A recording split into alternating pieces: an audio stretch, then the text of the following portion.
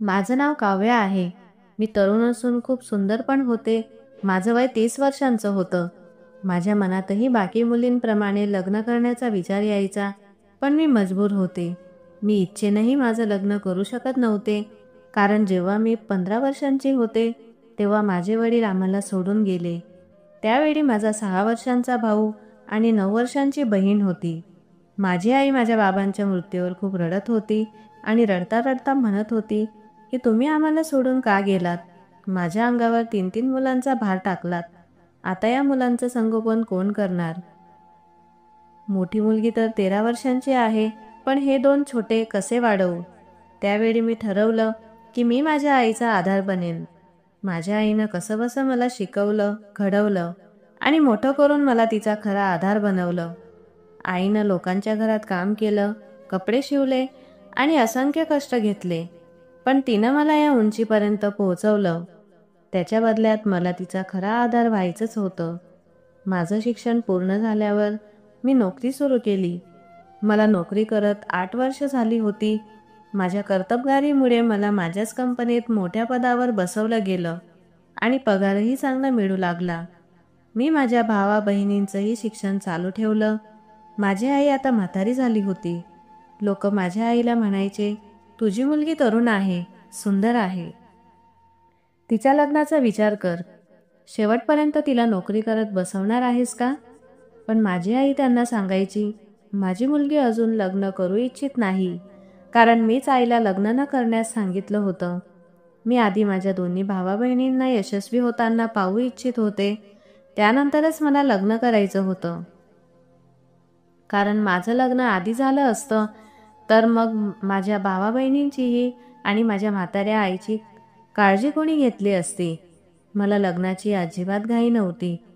आतापर्यंत जे काही सुरू होतं ते चांगलंच चालू होतं. नोकरी लागल्यानंतर मला कोणत्याही प्रकारची अडचण आली नव्हती. मी कोणत्याही मुलावर प्रेमही करत नव्हते, कारण मला प्रेमासाठी वेळच नव्हता. मी ऐकलं होतं की जे लोक प्रेम करतात ते आपल्या जोडीदाराला वेळ आणि लक्ष देतात. तेच त्यांच्या प्रेमाचं खरं उदाहरण असतं. पण माझ्याकडे या गोष्टींसाठी वेळ नव्हता. माझं स्वतःचं सांभाळणं कठीण व्हायचं. माझा संपूर्ण दिवस ऑफिसमध्ये जायचा.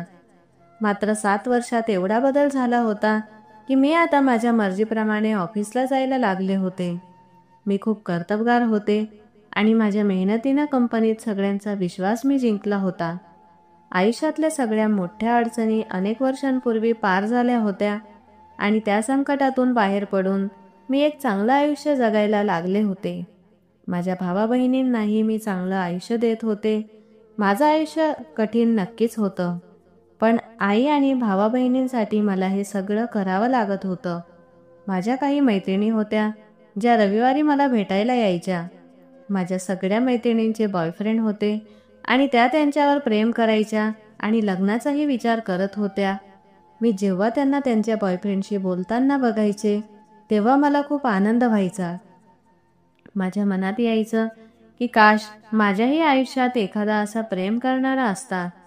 त्या त्यांच्या बॉयफ्रेंडच्या काही गोष्टी मला सांगायच्या आणि मी मनातल्या मनात विचार करायचे की काश माझं आयुष्यही माझ्या मैत्रिणींसारखं सुंदर झालं असतं. पण मला ठाऊक होतं की असं तेव्हाच होऊ शकतं जेव्हा माझ्या आयुष्यातल्या सगळ्या अडचणी दूर होतील. मग मी ठरवलं की मला संयम ठेवायला हवा आणि स्वतःवर काबू ठेवायला हवा. एक ना एक दिवस देव माझी प्रार्थना नक्कीच ऐकेल आणि मला एक चांगला जीवनसाथी नक्की मिळेल. पण लगेच मी स्वतःलाच प्रश्न विचारायचे, हे सगळं नेमकं कधी होणार? माझं वय आधीच 30 झालं होतं. अजून 4 वर्षे गेली तर माझ्या लग्नाची योग्य वेळच निघून जाईल. मला कधी कधी वाटायचं, नक्की हे सगळं कधी ठीक होईल. मी फक्त देवाकडे हीच प्रार्थना करायचे की सगळं लवकरात लवकर ठीक होऊ दे. मी सुद्धा माझ्या जीवनसाथीसोबत एक आनंदी आयुष्य जगावं अशी माझी इच्छा होती. पण त्याआधी माझ्या घरच्यांचं आयुष्य सुखाचं आणि सोपं व्हावं असं मला वाटायचं. माझ्या आईला मात्र कायम माझ्या लग्नाची चिंता असायची. ती म्हणायची, तू आपल्या भाऊ बहिणींचं भविष्य घडवण्याच्या नादात स्वतःच्या आयुष्याच्या आनंदाला मनातच दडवून ठेवतेस. आई मला समजावायची की देव तुला याचं नक्की चांगलं फळ देईल. ती म्हणायची, तुला बघ, तुला नक्की एक चांगला जीवनसाथी मिळेल.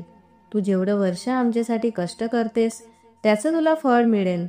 ज्याच्याशी तुझं लग्न होईल तो तुला आपल्या घराची राणी बनवून ठेवेल. आईच्या अशा बोलल्यावर मी खूप आनंदी व्हायचे आणि मनोमन विचार करायचे की काश आईच्या सगळ्या प्रार्थना खऱ्या ठराव्यात. आमचं कुणी नातेवाईकही नव्हतं जे आमचं सुखदुःख वाटू शकेल, कारण बाबांच्या मृत्यूनंतर त्यांच्या सगळ्या नातेवाईकांनी आमच्याशी संबंध तोडून टाकले होते. तर आईकडे तसं कोणी जवळचं नातं नव्हतंच. फक्त आमचे एक मामा होते, पण ते परदेशात कुटुंबासोबत राहत होते. कधी कधी फोनवर बोलणं व्हायचं, पण ते कधी इथे आले नाहीत. लग्नाबद्दल मी कितीही स्वतःवर कंट्रोल ठेवण्याचा प्रयत्न केला तरी माझ्या भावना मला जास्तच ग्रासून टाकायच्या. विशेषतः रात्रीच्या वेळी. माझ्या वयाच्या सगळ्या मुलींचं लग्न झालं होतं, त्यांना तर मुलंबाळंही झाली होती. मी जेव्हा रात्री एकटी असायचे तेव्हा वाटायचं की काश माझाही एखादा बॉयफ्रेंड असता. भेटू शकले नाही तरी किमान फोनवर तरी बोलून माझं एकटेपण कमी झालं असतं. माझ्या लग्न झालेल्या मैत्रिणींसोबत मी भेटणंही टाळलं होतं, कारण त्या जेव्हा भेटायच्या तेव्हा त्यांच्या लग्नाच्या गोष्टी सांगण्यात गुंतून जायच्या. त्यांचं ऐकून माझं मन बेचैन व्हायचं, पण मग मी माझ्या भावा बहिणींच्या भविष्यासाठी माझ्या भावना दाबून ठेवायचे. मला फक्त माझ्यासाठी एका आधाराची गरज होती. आजच्या या आधुनिक काळात प्रत्येक मुलीला तिचं सुखदुःख वाटणारं कोणीतरी असतं, बॉयफ्रेंड किंवा नवरा. पण माझे भाऊ बहीणसुद्धा असे नव्हते की माझ्याशी हसत खेळत थोडा वेळ घालवतील. ते त्यांच्या शिक्षणातच व्यस्त असायचे. माझ्याशी बोलायला त्यांना वेळ मिळायचा नाही. माझ्या बहिणीचं ग्रॅज्युएशन पूर्ण होणार होतं, त्यानंतर तिला नोकरी करायची होती, तर भाऊ अजून ग्रॅज्युएशन करत होता. अशा रीतीनं आयुष्य चाललं होतं आणि बघता बघता माझं वय 30 झालं. माझ्या आईने मला म्हटलं, आता मी तुझा हट्ट मानणार नाही. तू आयुष्यभर आमच्यासाठी खूप काही केलंस. नोकरी करत करत तू तुझ्या लग्नाची योग्य वेळ काढून टाकली. जसं तुझ्या धाकट्या बहिणीची नोकरी लागेल तसं मी तुझं लग्न लावून देईन, जेणेकरून तुझं घरही वाचेल. मी आईला म्हटलं, आई, फक्त बहिणीची नोकरी लागली म्हणून काही होणार नाही. आधी भावालाही नोकरी लागली पाहिजे, त्यानंतर मी लग्न करीन. आई म्हणाली, नाही ग बाळा, असं केलंस तर खूप वेळ निघून जाईल. मी तिला कसंबसं समजावून शांत करायचे. माझी स्वतःची स्कूटी होती आणि मी तिच्याद्वारे ऑफिसला जायचे करायचे. एक दिवस मी पाहिलं की एक भिकारी बऱ्याच दिवसापासून आमच्या परिसरात भीक मागत होता. आमचा परिसर मोठा असला तरी मी त्याला गेल्या आठवड्यापासून रोज पाहत होते. एक दिवस मी स्कूटी थांबवली आणि त्याच्याकडे बारकाईनं पाहू लागले. का, कोण जाणे, पण माझे पाय थांबलेच. तो भिकारी फाटके जुने कपडे घातलेला, घाणेरड्या अवस्थेत होता. मला त्याच्यावर दया आली. मी त्याला आवाज दिला आणि जवळ बोलावलं. मग पर्समधून 5 रुपयांचं नोट काढून त्याला दिलं आणि म्हणाले, आता माझ्याकडे सुट्टे नाहीत, हेच ठेव. माझं बोलणं ऐकून तो हसला आणि त्यानं ते पैसे आपल्या पिशवीत टाकले. आता मी येता जाता त्या भिकाऱ्याला पैसे द्यायला लागले होते. एकदा तर मी त्याला फुटपाथवरही पाहिलं होतं. तिथेही तो भीक मागत होता. मी त्यावेळी स्कूटीवरून जात होते, तेव्हाही मी त्याला पैसे दिले. हळूहळू असं होऊ लागलं की प्रत्येक दुसऱ्या तिसऱ्या दिवशी मी जेव्हा घराकडे पोहोचायचे तेव्हा तो माझ्या आधीच उभा राहून माझी वाट पाहायचा. मी दारात पोहोचली की तो लगेच धावत यायचा आणि माझ्याकडे पैसे मागायचा. मी त्याला पैसे द्यायचे, पण आश्चर्याची गोष्ट म्हणजे पैसे घेतल्यावर तो बराच वेळ माझ्याकडे बघत बसायचा. मी त्याच्या नजरेला दुर्लक्ष करून आत निघून जायचे. दुसऱ्या दिवशी तो पुन्हा तसंच करायचा. त्याच्या त्या नजरेमुळे मी खूप अस्वस्थ व्हायचे. मला कळत नव्हतं की तो मला एवढ्या हतबल नजरेने का बघतोय. मग मी विचार केला की कदाचित तो भुका असेल, म्हणून त्याला कधी कधी जेवण द्यावं.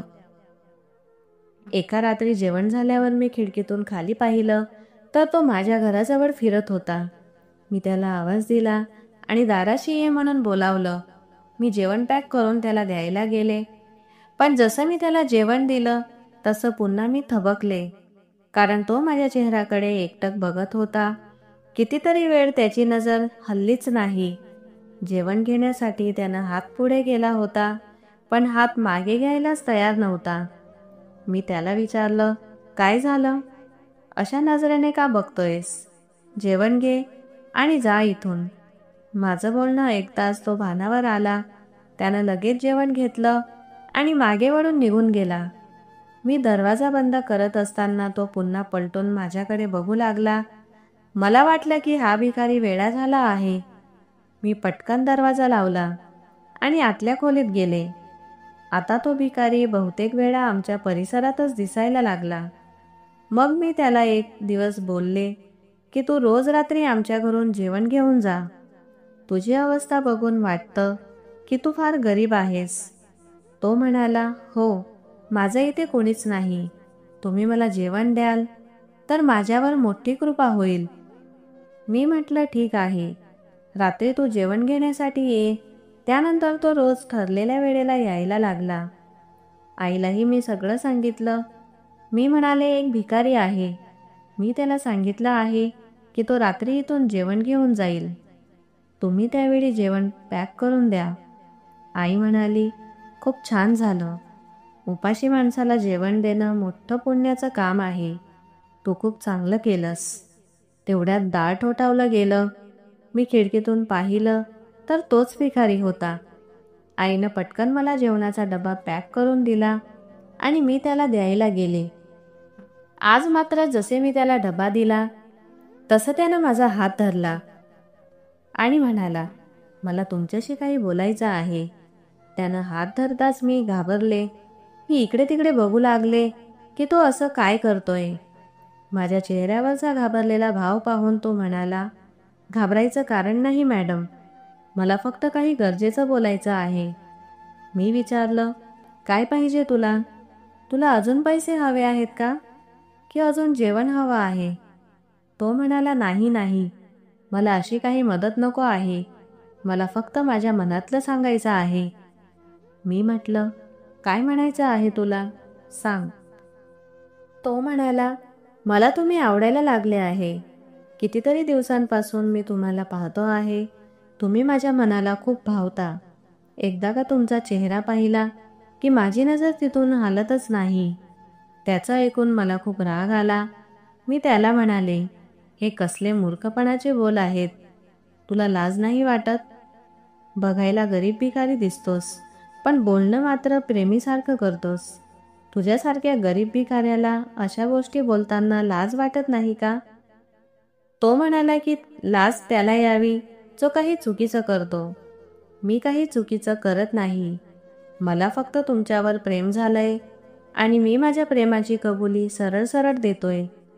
मी त्याला रागाने म्हटलं, आपली बडबड बंद कर आणि इथून निघून जा.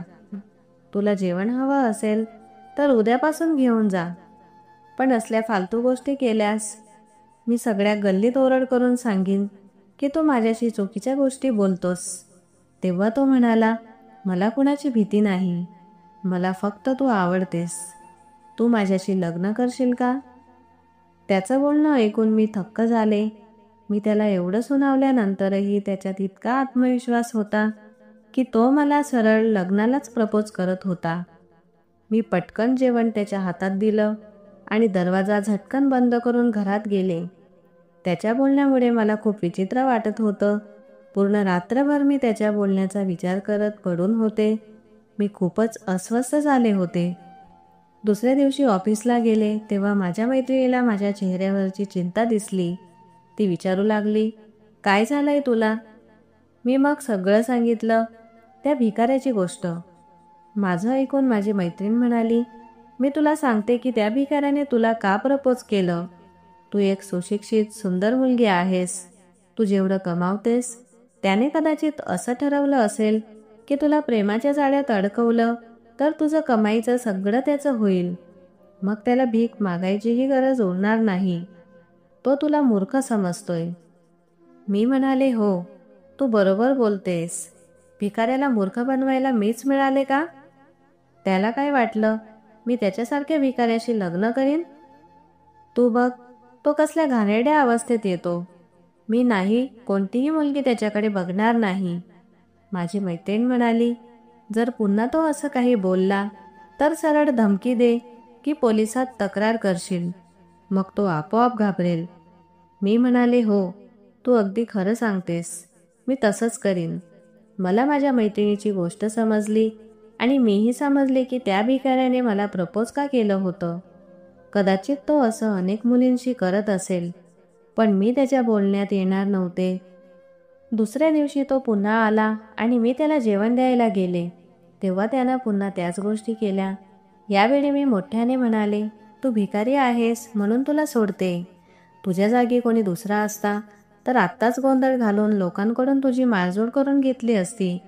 शांतपणे निघून जा, नाहीतर मी काहीतरी टोकाचं पाऊल उचलीन. पण हे ऐकून तो हसायला लागला. तो म्हणाला, मी कोणालाही घाबरत नाही. मला फक्त तुझ्यावर प्रेम आहे. तू मला गोल फिरवून उत्तर देऊ नकोस. सरळ सांग, तुला माझ्यावर प्रेम आहे की नाही? मी त्याला म्हणाले, तू मोठा शहाणा दिसतोस. मला तुझ्यात खरी ओळखीबद्दल माहिती मिळाली आहे. हे ऐकून त्याचा चेहरा अचानक बदलला आणि तो म्हणाला, काय माहिती मिळाली तुला? माझ्याबद्दल तुला काय माहिती आहे? सांग. मी म्हणाले, मला सगळं समजलं आहे की तू कोण आहेस आणि तुझ्या मनात काय चाललं आहे. तू मला मूर्ख बनवायचा प्रयत्न करतोयस. तुला वाटतं मी तुझ्या प्रेमाच्या जाळ्यात अडकेन आणि मग माझ्या कमाईवर तू मौज मजा करशील. माझं बोलणं ऐकून त्याने एक खोल श्वास घेतला आणि म्हणाला, अच्छा, म्हणजे ही गोष्ट आहे. तो पुढे म्हणाला, ठीक आहे, मग तुझं जेवण आणि तुझी भीक तूच ठेव. जर तू असं समजतेस तर मला तुझ्या भीकेची गरज नाही. असं म्हणून तो वळून गेला. मी तिथेच उभी राहिले आणि विचार करत राहिले. आज त्यानं जेवणही घेतलं नाही. मला वाटलं, हा तर मोठा स्वाभिमानी निघाला.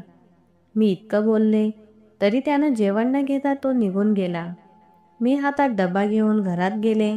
माझी धाकटी बहीण म्हणाली, दीदी, तुम्ही कुणाशी बोलत होता? मी तिला सांगितले की एक भिकारी आला होता. त्याला जेवण द्यायचे होते म्हणून मी नेले, पण त्याने जेवण घेतलेच नाही. त्यामुळे मी परत घेऊन आले. माझ्या बहिणीने विचारले की भिकारी जेवण का नाही घेऊन गेला? तुम्ही जेवण परत का आणले? मी बहिणीला म्हटले की मलाही माहीत नाही, का नाही घेतले. मी तो डब्बा स्वयंपाकघरात ठेवला आणि माझ्या खोलीत परत आले. पण मग माझ्या मनात विचार येऊ लागले की अखेर हा भिकारी माझ्याकडून काय अपेक्षा ठेवतोय. मी तो विचार मनातून काढून टाकायचा प्रयत्न केला, कारण मला माझ्या करिअरकडे लक्ष द्यायचे होते, या फालतू गोष्टींमध्ये नाही. बरेच दिवस असेच गेले. त्या भिकाऱ्याशी माझा सामना व्हायचा. मी त्याला हाका मारून पैसे द्यायचा प्रयत्न करायचे, पण तो माझ्याकडून भीक घेत नसायचा आणि जेवण घेणे तर त्याने पूर्णपणे बंद केले होते. पण जेव्हा तो मला कुठे दिसायचा, मला पाहताच फक्त माझ्याकडे एक टक लावून पाहत राहायचा. त्याच्या या वागण्याचा अर्थ काय असावा हे मला समजत नव्हते. असे बरेच महिने गेले. मी त्याला कधी कधी पाहायची. अगदी एक दोनदा तर मी त्याला माझ्या ऑफिसच्या आसपासही पाहिले होते, पण तो नेहमी एकटाच असायचा. कदाचित त्या बिचाऱ्याचे या जगात कोणीच नसावे, पण त्याच्या नजरेतून मला फक्त माझ्यासाठीचे काहीतरी जाणवायचे. आता त्याच्याबद्दल मला दया येऊ लागली होती. खरंच तो माझ्यावर प्रेम करतोय का? कारण आता खूप काळ झाला होता तरीसुद्धा त्याने माझ्याशी बोलायचा प्रयत्न केला नव्हता. मी आवाज दिल्यावरही तो मला टाळायचा. तो फक्त दुरूनच मला पाहायचा, पण कधी जवळ यायची त्याने हिंमत केली नव्हती, ना भीक घ्यायला ना बोलायला. एक दिवस मी माझ्या खोलीत पडून खूप गहन विचार करत होते आणि त्याच भिकाऱ्याबद्दल विचार करत होते. मला वाटले की तो खरंच माझ्यावर प्रेम करतो का? कारण जर त्याला माझ्याशी काही नसेल तर तो मला अशा नजरेने का पाहणार? जर तो मला फसवायचा प्रयत्न करत असता, माझ्या एकदा रागावल्यावर तो पुन्हा मागेही लागू शकला असता. पण त्याने माझ्याशी काही संबंध ठेवलेच नाहीत, तरी त्याच्या डोळ्यात माझ्यासाठी अजूनही आपुलकी दिसत होती. मग मी एक निर्णय घेतला. मला माहीत होते की हा निर्णय चुकीचा आहे, पण मी काय करणार? मला त्याच्यावर दया येऊ लागली होती आणि कदाचित मीही त्याच्यावर मनापासून प्रेम करू लागले होते. खरे तर हे माझ्यासाठी योग्य नव्हते, कारण त्याचं आणि माझं काही जुळत नव्हतं. मी एक सुशिक्षित, सुंदर, मध्यमवर्गीय घरातील मुलगी होते, जी स्वतः कमवायची. आणि तो काय होता? एक फाटके जुने कपडे घातलेला घाणेरड्या रूपातला गरीब भिकारी. त्याचे वास्तव्य कुठे, तो कुठे झोपतो, हेही माहीत नव्हते. किती लोकांच्या दाराशी जाऊन भीक मागून तो पोट भरत असेल. माझ्या मनात कधी कधी यायचे की आता मला त्याच्याकडे लक्ष द्यायला नको. पण मग वाटायचे की एक हाच माणूस आहे जो अजूनपर्यंत मला न घाबरता सतत बघतो. त्याच्या नजरेतून मी जणू त्याची वेडी झाले होते.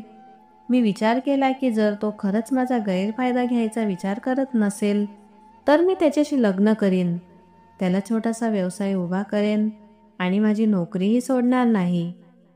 अशाच रीतीने माझे आयुष्य निघून जाईल. मला पैशांची भूक नाही, मला तर फक्त प्रेम आणि माया हवी आहे.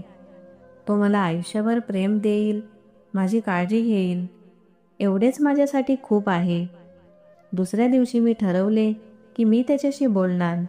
पण गंमत अशी की मागच्या 2-3 दिवसात तो मला कुठेच दिसला नव्हता. कुठे गेला कोण जाणे.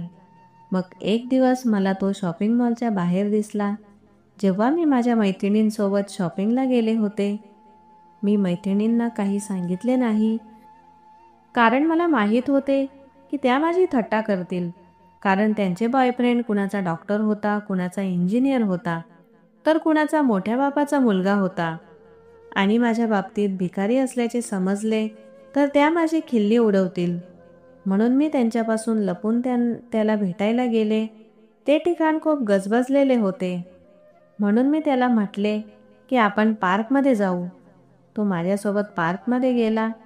तिथे गेल्यावर मी त्याला विचारले, तू मला एवढा का न्याहाळतोस? तो म्हणाला की तुझ्या विचाराप्रमाणे मी तुझ्या घरचं जेवणही बंद केलंय, कारण तुला असं वाटत होतं की मी तुझा गैरफायदा घेऊ शकतो. आता माझ्या नजरा तुझ्या चेहऱ्यावर येऊन थांबतात, यात माझी काही चूक नाही. मी माझ्या नजरेवर काबू ठेवू शकत नाही, पण स्वतःवर मात्र नक्कीच काबू ठेवतो. जेव्हा जेव्हा तू माझ्यासमोर येतेस तेव्हा माझ्या नजरा फक्त तुझ्या चेहऱ्याकडेच बघत राहतात. शेवटी मी तुझ्यावर प्रेम करतो, यात मी काय करू शकतो? मी त्याला विचारलं की तू खरं सांगतो आहेस ना?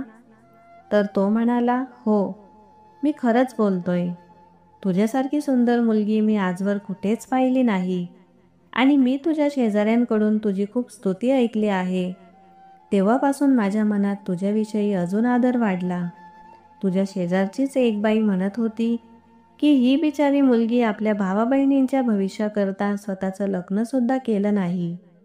बिचारी नोकरी करून आपला आणि आपल्या कुटुंबाचं पोट भरते. त्या क्षणी मला जाणवलं की तुझ्यासारख्या मुली या जगात फार कमी आहेत. तू खूप चांगली आहेस, ज्याने स्वतःचा विचार न करता आपल्या कुटुंबासाठी खूप बलिदान दिलं आहे. तेव्हापासूनच मी तुझ्यावर मनापासून भाळलो होतो. मी तुला एक वचन देतो, मी भिकारी आहे, मी तुझा कसला गैरफायदा घेणार? तू हवं तर रिकाम्या हाताने माझ्याकडे ये. मला तुझ्या नोकरीची सुद्धा काही गरज नाही. मी भीक मागून तुझ्या सर्व इच्छा पूर्ण करेन, पण तुला कधी नोकरी करू देणार नाही. त्याच्या या बोलण्याने अचानक माझं मन भावुक झालं, कारण माझ्या आईशिवाय कोणीच कधी माझी एवढी काळजी घेतली नव्हती. हा एकमेव असा माणूस होता ज्याच्या कौतुकाने माझं हृदय वितळलं आणि आता मी स्वतःवर नियंत्रण ठेवू शकले नाही. मी त्याला सांगितलं की मीही तुझ्यावर प्रेम करू लागले आहे. अशा रीतीने आमच्यात प्रेमाची सुरुवात झाली. मी त्याला विचारलं होतं की तू भिकारी आहेस हे थोडं विचित्र वाटतं. तू हा व्यवसाय सोडून काहीतरी दुसरं काम करू शकत नाही का? त्यावर तो म्हणाला, मी खूप गरीब आहे, माझी मोठी मजबुरी आहे.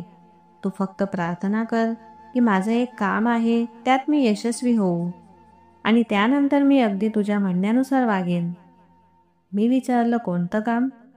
तर तो अचानक थबकला आणि म्हणाला, तू फार विचार करू नकोस, तू घरी जा. मी रात्री तुझ्या घरी जेवण घ्यायला येतो. तुझ्या घरचं जेवण फार छान असतं. मी म्हटलं, ठीक आहे, ये मग. असं म्हणून मी तिथून उठले आणि आता मात्र मला सारखा त्याचाच विचार येऊ लागला. रोज तो माझ्या घरी जेवण घ्यायला यायचा आणि त्या दरम्यान आम्ही बऱ्याच गप्पा मारायचो. त्याने माझ्याशी लग्न करायचं वचन दिलं होतं. मला त्याच्यातली सगळ्यात चांगली गोष्ट ही वाटली की आमचं रिलेशन 2 महिने झालं तरी त्याने फक्त माझ्या दारापर्यंतच भेट घेतली. त्या पलीकडे कधीच काही मागणी केली नाही. मी पाहिलं होतं की माझ्या मैत्रिणी आपल्या बॉयफ्रेंडला कधी रूमवर भेटतात, तर कधी रेस्टॉरंटमध्ये जातात, कधी शॉपिंग करतात. पण तो मला शॉपिंग करून देऊ शकत नव्हता, कारण तो गरीब होता. पण माझ्या दाराशी उभं राहून गप्पा मारणं हेच आमच्यासाठी सर्वात छान ठिकाण होतं. मला तो खूप आवडायला लागला. त्याचं नाव नीरज होतं. म्हणतात ना की ज्या व्यक्तीवर आपलं मन जडतं तो भिकारी असला तरी तो आपल्यासाठी राजा होतो. आणि माझ्यासाठी नीरज आता राजापेक्षा कमी नव्हता. मी त्याच्यावर प्रचंड प्रेम करू लागले होते. मी त्याला सांगितलं होतं की माझ्या भाऊ बहिणींना नोकरी लागली की मी तुझ्याशी लग्न करेन. नीरजला या गोष्टींची अजिबात हरकत नव्हती. त्याने सांगितलं की या दरम्यान मी देखील माझं घर विकत घेईन आणि माझं स्वतःचं घर झालं की तुला इथून घेऊन जाईन. नीरज नेहमी म्हणायचा, तू जसं सांगशील तसंच होईल. तुला कुणाच्या बोलण्याची काळजी करण्याची गरज नाही. अशा प्रकारे अनेक महिने निघून गेले आणि आमच्या प्रेमाबद्दल कुणालाच काही माहिती नव्हती. मी ठरवलं होतं की माझ्या दोन्ही भाऊ बहिणींना नोकरी लागली की मी घरात पैसे देणं बंद करून माझे पैसे नीरजला द्यायला सुरुवात करेन, जेणेकरून तो स्वतःचा व्यवसाय सुरू करेल आणि भिकारीपणा सोडून देईल. कारण माझी आई कधीच मला भिकाऱ्याशी लग्न लावून देणार नव्हती. मी नीरजच्या प्रेमात इतकी बुडाली होते की पूर्णपणे त्याची वेडी झाले होते. माझ्या आयुष्यात मी खूप आनंदी होते, कारण मला असा एक व्यक्ती मिळाला होता जो माझी काळजी घ्यायचा, माझ्याशी बोलायचा आणि माझ्या सुखदुःखात माझा साथीदार होता. पण काही दिवसांनंतर माझ्या या आनंदाला जणू नजर लागली. नीरज कुठे गायब झाला ते कळलंच नाही. एक दिवस तो दिसला नाही तेव्हा मला वाटलं की कदाचित तो कुठल्या नातलगाकडे गेला असेल किंवा त्याची तब्येत बरी नसेल. पण तो तर अनेक दिवस आला नाही आणि मी त्याच्यासाठी खूप चिंतेत पडले. त्याने माझ्यावर केलेले प्रेमाचे वचन देऊन तो कुठे गेला होता हे मला समजत नव्हतं. मी त्याला शोधता शोधता थकून गेले होते. 1 महिना मी त्याच्यासाठी व्याकुळ राहिले. जिथे जिथे तो मला भेटला होता त्या त्या ठिकाणी मी गेले. पण नीरज जणू या जगातूनच नाहीसा झाला होता. त्याचा काहीच पत्ता लागत नव्हता. मी त्याच्यासाठी खूप रडत होते, तळमळत होते. मला कधीच वाटलं नव्हतं की तो मला अशा रीतीने सोडून जाईल. मी अनेक दिवस असं समजत राहिले की कदाचित त्याला काही आपत्कालीन कारण असेल. पण ती आपत्कालीन वेळ किती दिवसांची असू शकते? त्याला तर खूपच वेळ झाला होता. माझ्याकडे त्याचा कुठलाच पत्ता नव्हता, ना कुठला संपर्क, ना असा कोणी माणूस ज्याच्यामार्फत मला त्याच्याबद्दल काही माहिती मिळेल. मी त्याच्यामुळे खूप त्रस्त झाले होते आणि सतत गप्प राहायचे. मला कधीच वाटलं नव्हतं की तो मला अर्ध्या वाटेत सोडून जाईल. आयुष्यात मला काहीच चांगलं वाटेनासं झालं होतं. याच दरम्यान माझ्या बहिणीने मला आनंदाची बातमी दिली की तिची नोकरी लागली आहे. या गोष्टीवर मला आनंद व्हायला हवा होता, पण देव जाणो का माझं मन खूप उदास झालं होतं. अनेक महिने तसेच निघून गेले. माझ्या डोळ्यांमध्ये अजूनही त्याचाच शोध होता, पण तो मात्र आला नाही. मला आता असं वाटू लागलं होतं की त्याने मला फसवून टाकलं. त्याने माझ्यावर प्रेमाचे दावे केले आणि आता तो कुठे नाहीसा झाला, कुणालाच ठाऊक नाही. पण मग मला आठवायचं की त्याने माझ्याशी कधीच काही गैर केलं नव्हतं. त्याला फसवणूक म्हणत नाही. फसवणूक तर ती असते जेव्हा एखादा मुलगा मुलीचा गैरफायदा घेतो. त्या बिचाऱ्याने तर कधी माझ्याशी एकटेपणाने सुद्धा गैरवर्तन केलं नव्हतं. तो माझ्या दाराशी उभा राहून माझ्याशी बोलायचा. एखादा शेजारी तिथून गेला तरी तो गप्प बसायचा, जेणेकरून माझ्या चारित्र्यावर कोणी प्रश्नचिन्ह लावू नये. मग तो कुठे गेला होता हे मी माझ्याशिवाय कुणालाच विचारू शकत नव्हते, कारण मी कुणालाच नीरजबद्दल काही सांगितलं नव्हतं. अशाच प्रकारे त्याची वाट पाहत पाहत मला 7 महिने पूर्ण झाले आणि शेवटी माझ्या डोळ्यांनी त्याची वाट पाहणं सोडून दिलं. पण माझ्या मनातून त्याची आठवण अजूनही जात नव्हती. मी एकटी एकटी रडत राहायची आणि दिवसेंदिवस माझी तब्येत खालावत चालली होती. लोक माझ्या अशक्तपणाचं कारण विचारायचे, पण मी त्यांना काय सांगणार? मग नवीनच ताण माझ्या आईने दिला. तिने सांगितलं, तुझ्या बहिणीला आता नोकरी लागली आहे आणि जसं मी तुला आधीही सांगितलं होतं तसंच तिची नोकरी लागल्यावर मी तुझं लग्न लावून देईन. म्हणूनच मी 2-3 लोकांना तुझ्या नात्याबद्दल सांगून टाकलं आहे.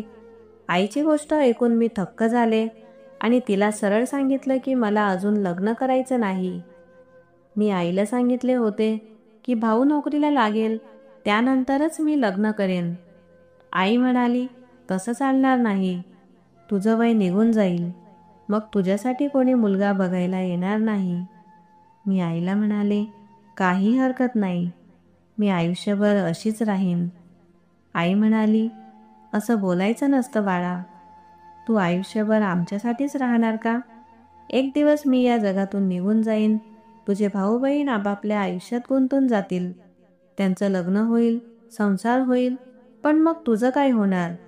ज्याला सगळ्यांची काळजी आहे तीच रिकाम्या हाताने राहील. नाही, मी असं होऊ देणार नाही. म्हणून आईने जबरदस्तीने माझं लग्न ठरवण्याचा निर्णय घेतला, पण माझं मन अजूनही लग्नासाठी तयार नव्हतं. आईला मी काय सांगणार की मी आजही नीरजची वाट बघते आहे. एके दिवशी आई खूप खुश होती. ती म्हणाली, रविवारी तू नीट तयार हो. मैत्रिणींबरोबर कुठेही फिरायला जाऊ नकोस. तुला पाहायला मुलांची लोक येणार आहेत. आईचे शब्द ऐकून मी तिला स्पष्टपणे सांगितले की मला अजून लग्न करायचं नाहीये. पण आई ऐकायला तयार नव्हती. ती म्हणाली, तू गप्प राहा, मी सांगते तसं कर. जास्त बोललीस तर बघ, तुला अजिबात चांगलं होणार नाही. आता तुझं काही मी ऐकून घेणार नाही. मला आईसमोर हार मानावी लागली. रविवार आला. आईने मला तयार होण्यास सांगितलं, पण मी काही तयार झाले नाही. जशी होते तशीच मी त्या लोकांसमोर बसले. मुलाची आई मला अनेक प्रश्न विचारत होती, पण माझं लक्ष नीरजकडेच होतं. डोळे खाली घालून बसलेली मी त्याचाच विचार करत होते. आज मला त्याची खूप आठवण येत होती. त्या स्त्रीने विचारलेल्या प्रश्नांना मी फक्त हो किंवा नाही असं मान हलवून उत्तर देत होते. माझ्या तोंडून शब्दच बाहेर पडत नव्हते. मन होतं की मी खूप रडावं. मनात सतत विचार येत होता की मी नीरजवर प्रेमच करायला नको होतं. मला आधीपासूनच प्रेम करण्याची, एखादा बॉयफ्रेंड बनवण्याची हौस होती. पण आज कळालं की प्रेम करणे इतकं सोपं नसतं. यात जिथे आनंद असतो तिथं डोळ्यात अश्रूही येतात. माझ्या डोळ्यात पाणी आलं होतं, पण कोणी पाहू नये म्हणून मी लपून पुसून टाकत होते. अचानक घराचा दरवाजा उघडला आणि आत एक जण आला. त्याने सर्वांसमोर उभं राहून मला आवाज दिला, काव्या. मी थक्क झाले. आवाज ओळखीचा होता, पण चेहरा लक्षात येत नव्हता. पुन्हा त्याने माझं नाव घेतलं. घरातील सगळेजण त्याच्याकडे आश्चर्याने पाहू लागले की हा कोण आहे आणि घरात घुसून असं का बोलतोय. माझा भाऊ त्याच्यासमोर उभा राहिला आणि विचारलं, तू कोण आहेस? घरात का घुसलास? तो म्हणाला, मी तुझ्या बहिणीवर प्रेम करतो. मी तिला दुसऱ्याची होऊ देणार नाही. हे लोक इथून निघून जा. मुलाची आई अचानक उठली आणि माझ्याकडे पाहत म्हणाली, हा तुझा प्रियकर आहे का? आई घाबरून म्हणाली, नाही नाही, तुम्हाला गैरसमज झालाय. आम्हाला हा मुलगा मुळीच माहीत नाही. पण तो पुन्हा म्हणाला, हो, तुम्ही निघून जा. मला यांच्याशी काही महत्त्वाची गोष्ट बोलायची आहे. मुलाची आई संतापली आणि आईला म्हणाली, आम्हाला बोलावून आमची बेइज्जती करण्यासाठी हे सगळं केलंत का? तुमच्या मुलीचा आधीच प्रियकर आहे आणि तुम्ही आम्हाला इथे कशासाठी बोलावलंत? ती रागाने आपला मुलगा घेऊन घरातून निघून गेली. त्या लोकांच्या जाण्यानंतर माझ्या भावाने त्या मुलाचं कॉलर पकडलं, तर मीही सतत त्याच्याकडे पाहत होते आणि मनात विचार करत होते की याने असं काय केलंय. माझ्या भावाने त्याच्यावर हात उगारायचा प्रयत्न केला, पण त्याने माझ्या भावाचा हात पकडला आणि म्हणाला, हात मीही उगारू शकतो, पण मला तुमच्याशी नीट बोलायचं आहे आणि तुम्ही एवढा गोंधळ घालत आहात. त्याने माझ्याकडे पाहिलं आणि म्हणाला, काव्या, तुझ्या घरच्यांना समजव, मी नीरज आहे. त्याचं नाव ऐकून मी एकदम दचकले आणि टक लावून त्याच्याकडे पाहत राहिले. मी विचारलं, तू नीरज आहेस? तो म्हणाला, हो, मीच आहे.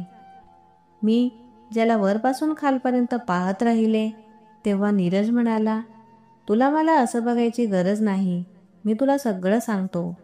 खरं तर मी पोलीस अधिकारी आहे, मी भिकारी नाही. आजवर तुला मी भिकाऱ्याच्या वेशात दिसलो म्हणून मला ओळखणं कठीण झालं. मी रागाने म्हणाले, धोकेबाज माणसा, तू मला सोडून गेलास? मी किती दिवस तुझी वाट पाहिली. तू पोलीस अधिकारी आहेस तर मी काय करू? तू अजूनही खोटं बोलतो आहेस. आज इकडे येऊन तमाशा का लावला? सगळ्यांसमोर माझी बेइज्जती करण्यासाठी आलास का? मला काय तू वेडी समजलास का? मी नेहमीच तुझ्या बोलण्यात येत राहीन. मी त्याला असं बोलत होते. तो म्हणाला, काव्या, तू चुकीचं समजले आहेस, मी तुला सगळं सांगतो. तेवढ्यात आई म्हणाली, हे सगळं काय चाललंय? आम्हालाही काहीतरी कळू दे. माझा भाऊही प्रचंड रागाने तावातावाने पेटून उठला होता. नीरज म्हणाला, सगळे शांत बसा, मी तुम्हाला सगळी गोष्ट सांगतो. मग तो म्हणाला, मी एक पोलीस अधिकारी आहे. या शहरात मुलं चोरी होण्याच्या खूप घटना घडत होत्या. ती टोळी पकडायची जबाबदारी माझ्यावर टाकण्यात आली होती. ते लोकही भिकाऱ्यांच्या वेशात घराघरात भीक मागायला जायचे आणि मग तिथून मुलांना पळवून नेत असत. त्यामुळे मला भिकाऱ्यांच्या वेशातच शोध घ्यावा लागत होता. खूप दिवसांपासून मला त्या टोळीला पकडण्यात अडचण आली, कारण ते खूपच हुशार लोक होते. शेवटी 6 महिन्यांपूर्वी मी त्यांना पकडलं, पण त्यावेळी त्यांनी माझ्यावर हल्ला केला.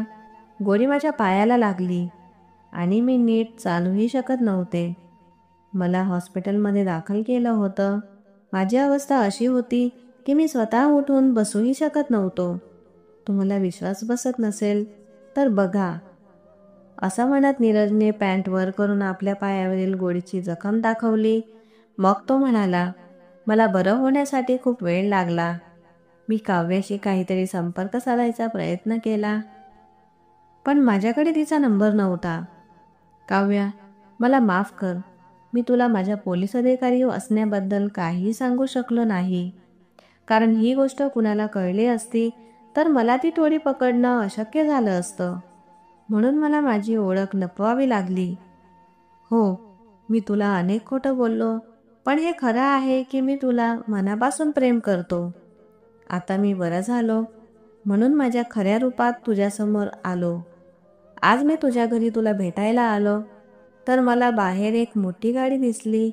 मला आश्चर्य वाटलं की तुझ्या दारात ही गाडी का उभी आहे. मी शेजारच्यांना विचारलं तर त्यांनी सांगितलं की आज तुला बघायला पाहुणे आले आहेत. हे ऐकून माझं मन थांबेनासं झालं आणि मी आत आलो आणि सगळ्यांसमोर हे घडलं. प्लीज मला माफ करा. मला माहीत होतं की माझ्यामुळे तुमची थोडी बेइज्जती झाली, पण मी काय करू? मी काव्याला खूप प्रेम करतो. जेव्हा मला कळलं की तिचं पाहणं चाललंय तेव्हा माझा राग आवरला नाही. पण मी तुम्हाला विश्वास देतो की मी एक खूप चांगला माणूस आहे आणि तुमच्या मुलीला आयुष्यभर आनंद ठेवेन. नीरजचं बोलणं संपलं होतं.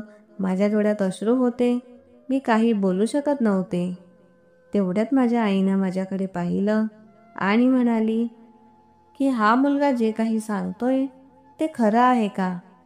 मी आईकडे मान हलवून होकार दिला.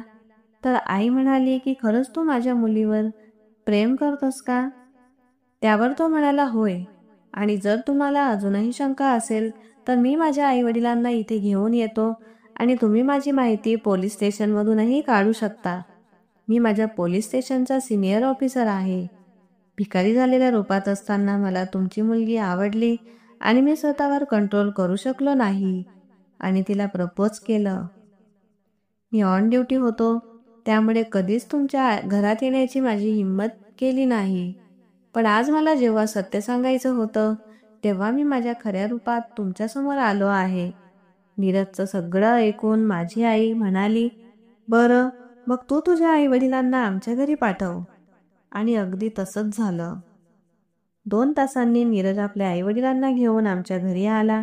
त्याच्या आईवडिलांनी मोठ्या आनंदाने मला त्यांच्या मुलासाठी मागितलं. मला खूप आनंद झाला की नीरज भिकारी नसून एक सिनियर ऑफिसर आहे आणि माझ्यावर इतकं प्रेम करतो. माझ्या मनात त्याच्याबद्दल जे काही गैरसमज होते ते सारे दूर झाले. लवकरच आमचं लग्न झालं आणि आम्ही दोघं आनंदाने संसार करू लागलो. नीरज माझ्या भाऊ बहिणींचाही खूप सांभाळ करतो.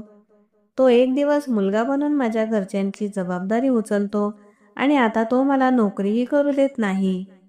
एकदा माझ्या आईने मला आशीर्वाद दिला होता की तुझा नवरा तुला राणीप्रमाणे ठेवेल आणि नीरज मला खरोखर राणीपेक्षा कमी ट्रीट करत नाही.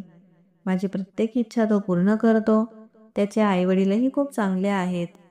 नीरज मिळाल्याने माझं आयुष्य पूर्णपणे बदलून गेलं होतं.